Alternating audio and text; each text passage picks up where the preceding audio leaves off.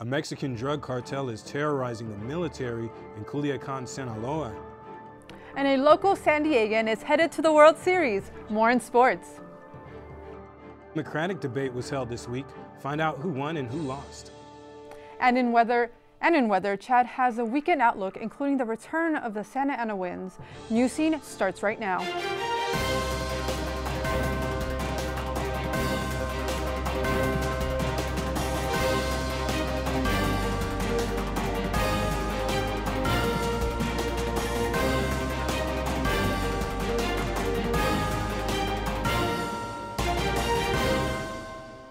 Welcome to this edition of Newscene. I'm Kenyatta Rigg-Maiden. And I'm Yakira Delgadillo. We start tonight with our lead report. The Guzman cartel has forced Mexican authorities to release El Chapo's youngest son. Our very own Susana Serrano has the details. Thanks, Kenyatta and Yakira. An intense gunfight with heavy weapons broke out in the city of Culiacan in Sinaloa, Mexico. It came after the arrest of Ovidio Guzman Lopez, the son of drug kingpin Joaquin El Chapo Guzman. Ovidio was indicted in 2018 by a grand jury in Washington for trafficking cocaine, marijuana, and meth. After the news of Guzman's capture broke, Culiacan cartel began battling against Mexican military forces. The fighting impacted the whole city. The cartel members blocked streets with burning cars and freed dozens of prisoners. Civilians were advised to stay inside their home if possible, and schools closed down. In several social media videos uploaded by residents of the area, you can see civilians running to find a safe place and multiple people from the cartel with heavy weapons. Mexican officials responded by releasing Ovidio Guzman. The president of Mexico, Andrés Manuel López Obrador, held a press conference this morning, saying that the lives of humans are much more important and sacred than anything else. He also says the release of Guzman was the best decision that could have been made. Lo de ayer fue una situación producto de una circunstancia en donde se valoró de que había que proteger la vida de seres humanos, que es lo más sagrado que hay, la vida de las personas. Entonces se tomó esa decisión.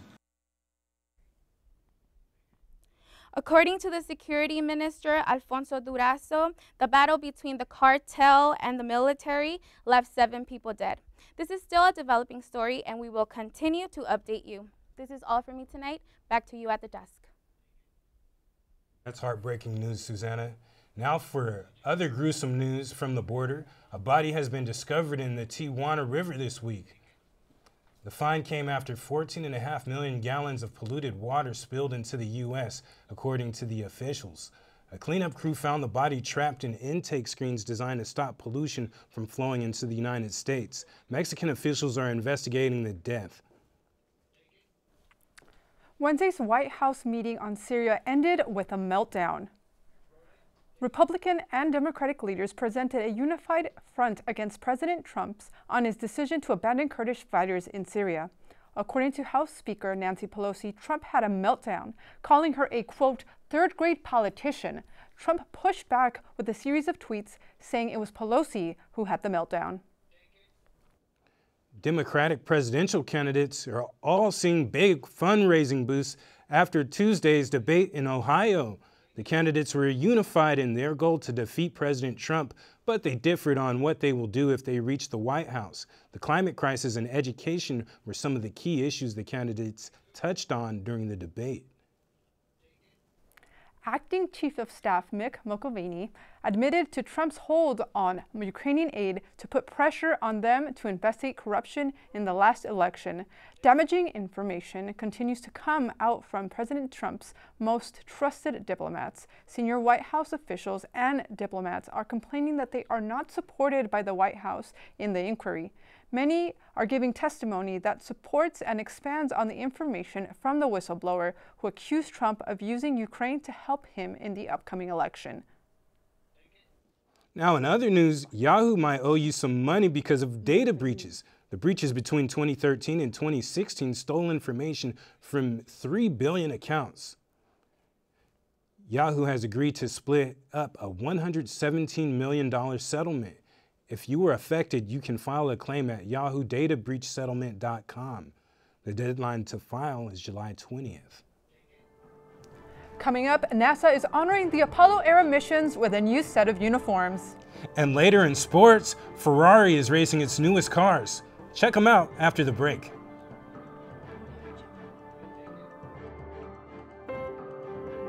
When I first saw a turtle, my heart was full. Now anything but lonely. We have this deep connection, this heart connection. He just wants to be close to you and part of your life. Every day with Turtle is a perfect day. When I'm holding her, it makes me feel calmer. I think everything he does shows how much he loves us. When we adopt a shelter pet, we discover they're a little bit of a lot of things. But they're all pure love. When I was your age, I was just like you, fascinated by stars.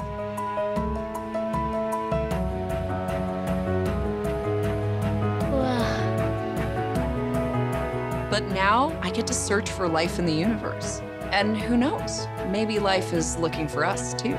So we're like aliens to them? Yeah. Does anyone want to be a scientist now? I do. Awesome. We need more girls in STEM. Maybe we can find aliens. A new study discovered vaping might lead to inflammation of the lungs. The study tested non-smokers with a flavorless e-cigarette and found certain liquids in the product caused some lung inflammation after only 4 weeks. The inflammation of the lungs is a major cause of lung cancer and other diseases. An author of the study, Dr. Peter Shields, said e-cigs might be safer than smoking, but are not exactly safe. In local news, San Diego County is banning the sale of and distribution of vaping devices in unincorporated areas. County supervisors are even banning vaping-flavored nicotine in outdoor patios. The ban will last for 1 year until further research into the negative side effects of vaping has been done. The ban comes after more than 30 people have died due to vaping-related injuries nationally. Opponents of the ban say the vaping helps many people quit smoking tobacco and allows for business opportunities. Astronauts on the International Space Station and beyond will be sporting an updated look. The classic suits worn during the Apollo-era mission to the moon have been replaced. The new red, white, and blue suits will be used to explore the lunar South Pole. And the bright orange pressure suits will be worn by astronauts on the Orion capsule and for the return back to Earth. New lunar suits will be tested at the ISS in 2023. The small steps for Jessica Meyer, a UCSD grad, and her colleague Christina Kosh are giant leaps for womankind. The two women just completed the first all-female spacewalk. The female astronauts spent hours on maintenance and on replacing a failed power controller. NASA initially wanted to conduct this mission back in March, but postponed because they didn't have spacesuits of the proper size. Back on this planet, the longest commercial plane flight takes off today. Australian airline Qantas is flying the 20-hour non-stop flight from New York to Sydney, Australia. A brand new Boeing 787 Dreamliner is being used for the 10,000-mile flight. 50 passengers will be on board and will be monitored by scientists during the flight through 15 time zones. Wow, 15 time zones, I can't even imagine. Well, a big win for animal and activists. Governor Gavin Newsom has signed a bill that makes California the first state to ban the sale of and production of new fur products. New fur clothing, shoes, and handbags will be illegal starting in 2023. Advocacy groups are hopeful that California will inspire other states. The ban does not apply to used fur, taxidermy, leather, and shearling. Currently, the U.S. fur industry is worth $1 billion. And here's Kareem with what's happening in sports.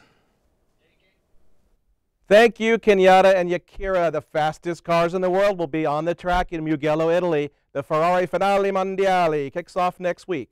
The World Finals begin October 24th with the XX and F1 cars highlighting the event. The challenging track, tucked into the hills of Tuscany, is known to push drivers and their cars to the limit. The 3-day-long racing event marks the end of the year for the Ferrari Mondiale Series. Moving westward to Portugal, Cristiano Ronaldo has scored his 700th career goal. Portugal lost the game to Ukraine, but Ronaldo still enters an exclusive club. The 34-year-old joined soccer legends Pelé, Puskas, and Romario in reaching the 700-goal milestone. Meanwhile, in China, reaction to LeBron James has been, shall we say, all over the map. LeBron criticized the Houston Rockets GM for angering the Chinese government in his support of the Hong Kong protesters. LeBron has a lifetime endorsement deal with Nike, which has big business interests in China. After being roundly criticized, LeBron walked back his comments.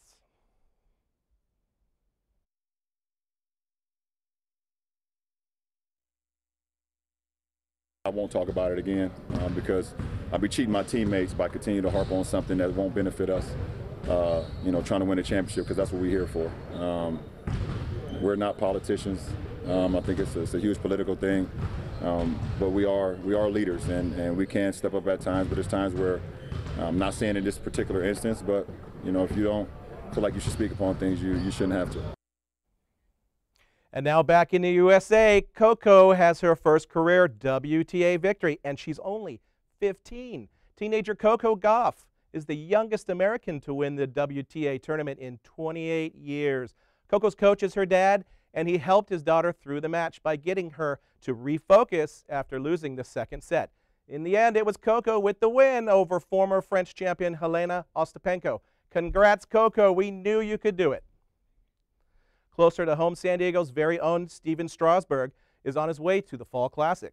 The 31-year-old right-hander is a huge reason why the Washington Nationals are on their way to their first World Series in the franchise's 50-year history.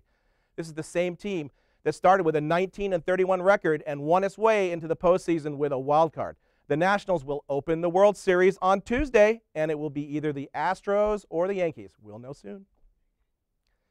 And finally, San Diego State is prepping for their next game after upending Wyoming in a 26-22 win. Dwayne Johnson Jr. isn't the Rock's son, but he still put up a stonewall defense, leading the Aztecs with 8 tackles. Combined with quarterback Ryan Agnew and receiver Daniel Bellinger, the final 12-yard pass with just over 2 minutes on the clock won the game for SDSU.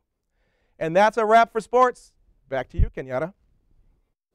Thanks for that, Kareem. That Dwayne Johnson's something else, isn't he? Stonewall defense. I like it. I like it. Well, coming up, we'll find out which actress broke Instagram after the break.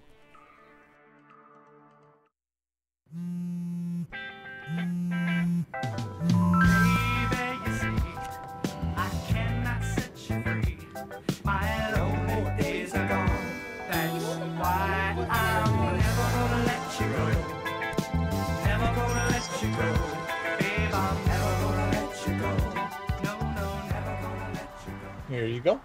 Thank you. Thank you.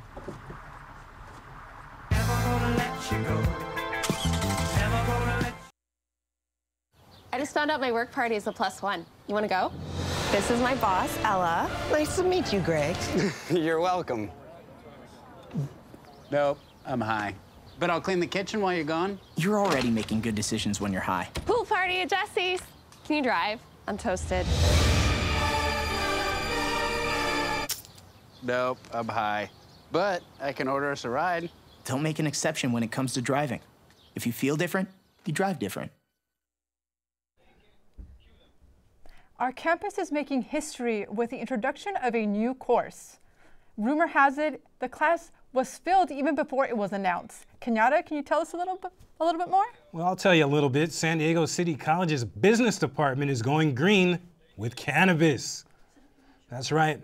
A new class called the Business of Cannabis will teach the history and business of cannabis. According to the City Times, the professor says the goal is to show the possibilities of the cannabis business since it's now legal in California. The class begins on November 5th. Mission Beach residents worry their streets could flood if e-scooters are ignored. The claimed trash has been piling up for months behind scooters left in their designed parking spots, causing the concern for flooding. Town Council Vice President Greg Knight claims he has seen a street sweeper avoid washing the spots. Town officials say if the debris is left untouched, they could block storm drains and flood the streets. Wow. Horrifying movies have come to South Park just in time for Halloween. Local filmmakers showcased their short horror films at the annual Screen with Screams, a horror film festival and award ceremony in South Park. The event brought together many in the filmmaking community to debut some short but very scary movies. The organizer of the film festival, J.C. Valle, admits to being a big horror fan and started the event 3 years ago with his late partner. He says he wants to continue to provide a place for local filmmakers and students to network and show their work.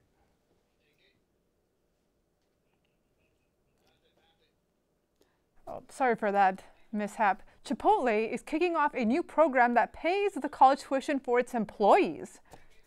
The fast casual restaurant will pay 100% upfront for 75 types of business and technology degrees. Participating universities include the University of Arizona, Bellevue University, and Bradman University in San Diego. Employees qualify after working 120 days, and they must stay at least 6 months after earning their degrees. The program launches November 15th. Did you know San Diego ranks number 7 for most popular city for conventions? Our very own Isaac Limon has the story. Unless you have hung a Comic-Con badge around your neck and braved the costume crowds, you may not realize San Diego is one of the top 10 cities for conventions in the U.S. And among the most popular are rooted in pop culture, from anime and comics to sci-fi and gaming.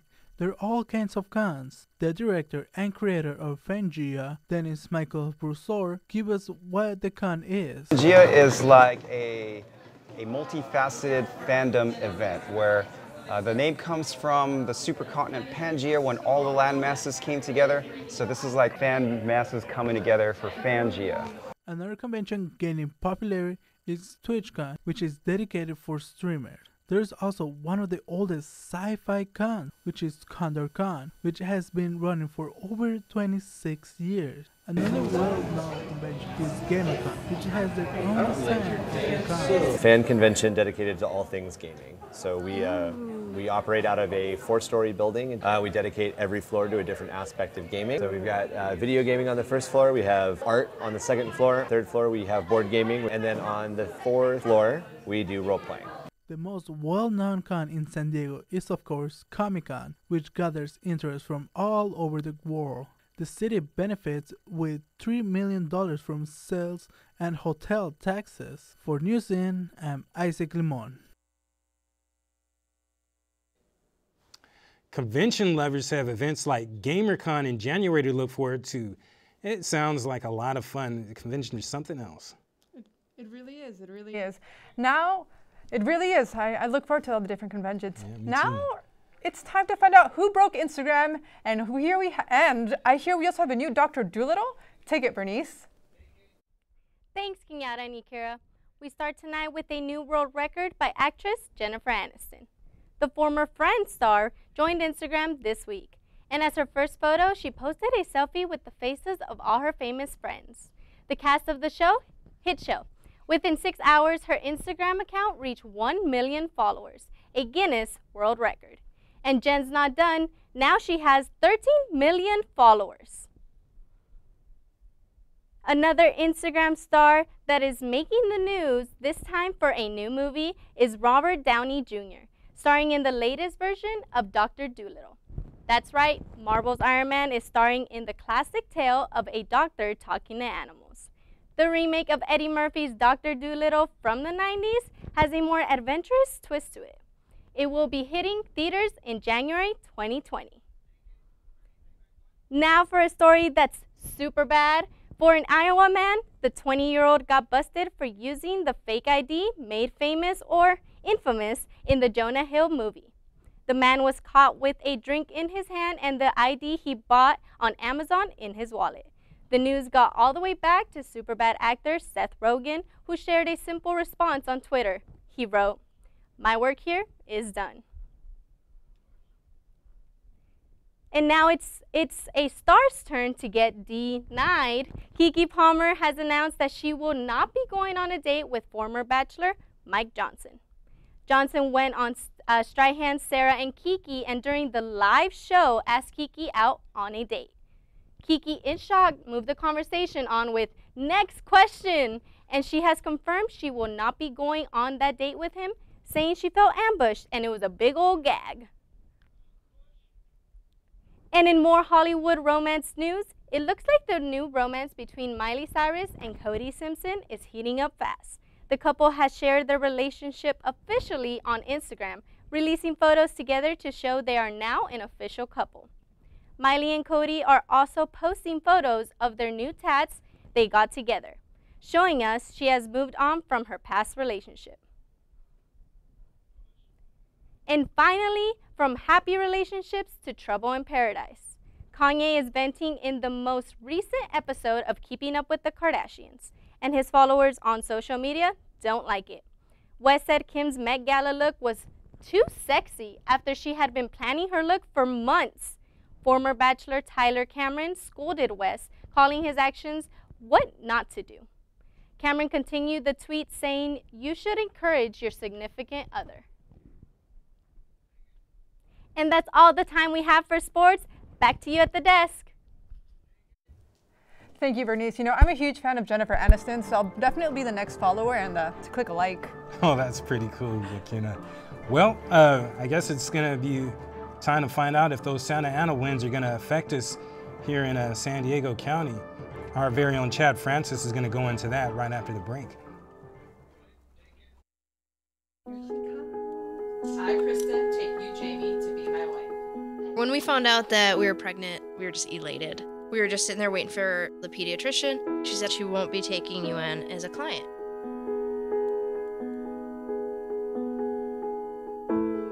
We are a lesbian couple, but she's just a baby. She's the one you're denying the service to.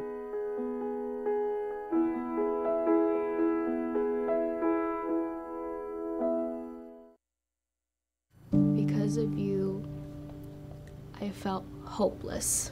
I know it was a joke, but it still hurt me.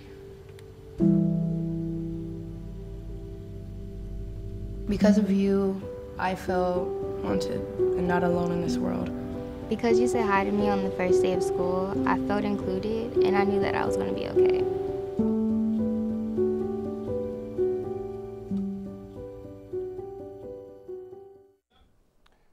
Now, the Northeast is being hit with a bomb cyclone, knocking out power and halting travel from New York to Boston all the way to Portland, Maine. Meteorologists are saying that winds from the storm are equal to a Category 2 hurricane. A wind advisory and flood warning has been issued across 9 states in New England. 55 million people are impacted by the storm, which is expected to continue into the weekend. Well, that's tough. It's very tough. Now Chad has updates on the SoCal fire and the weather that could be causing more issues. Chad? Kenyatta and Yakira, tracking that fire that we started tracking on Friday right when it begun. The Saddle Ridge fire now burning 8,300 acres according to CAL FIRE. 68% of it is contained, and it's only in Los Angeles County there. And over the past 7 days while it was burning, 3 people have died. Take precautions, people. Evacuate if you have to. And it's fire weather, and the weather here in San Diego County to the south, well, it's actually pretty mild again temperature-wise. A lot of low 70s, as you could see, 69 in San Diego. Surprisingly, up in the north, it is not colder than, not warmer than the coast, because look at the coast, Oceanside 70, 70 in Del Mar as well. But the thing that we need to worry about, the thing that's going to be pretty intense, is the Santa Ana winds. They're actually starting up in San Francisco, according to our NWS Science Tracker. There is major wind up there in San Francisco, and you can see that it's pointing down, like up to 23 there above Santa Barbara, 10 in Los Angeles, 13 San Diego, and it's going to get more intense if those winds move down. Nothing quite cracking 20, as you can see from all the purple on the map key there. Now, looking into the weekend, it's actually going to be quite nice with our San Diego County averages. 75 sunny and nice tomorrow. Sunday, 78 sunny and beautiful, the forecast discussion said. And look at Monday, our San Diego sunny weather really going to be out in force. 85 with plenty of sunshine. And before I go, I should mention, tracking the tropics, there is a new tropical storm, Nestor, that is set to hit the Gulf Coast. We're going to research it, and we hope to bring it to you next week. A lot of stuff changing, a lot of intense weather all across the world. But Kenyatta and Yakira, I will put it in your hands now. Okay, Chad, that's great news about the weather. I mean, it's a shame about all the fire stuff, but we'll get past it. And let's just hope everyone stays safe out there. Obey those warnings. We definitely don't want anyone getting hurt. And now for the introduction, we're changing things up a little bit. And now for the introduction that is breaking the internet. Blair Davis, a small trucking business owner from San Diego, made a shocking introduction on Wheel of Fortune. He said that he was trapped in a loveless marriage for the past 12 years with his wife, whom he referred to as an old battle axe. And what's even more surprising is that his remarks about his family were approved by his wife. Davis has since embraced the reaction, saying that he only wanted to keep it real. Wow. I really don't know what to... Keeping it real. Keeping it real, it kind of makes me wonder if it was staged. Like, who would agree to that kind of comment about their marriage, you know? But, you know, different strokes for different folks, right? Yes, definitely. I mean, an old axe, I don't even know. An old battle axe. Well, I guess it's good for battle in case you need to chop somebody's head off. And that was for a 12-year marriage, a loveless marriage, can I say? Yes, I don't even know what to say about that. Well, hopefully you folks out there watching aren't suffering like the guy with the old battle axe. Well, that's about all the time we have, so I just want to thank you so much for tuning into this week's edition of Newscene, and have a great weekend. Have a great weekend. I'm Yakira Delgadillo. And I'm Kenyatta Rigmaiden. Tune in for next time. See you later.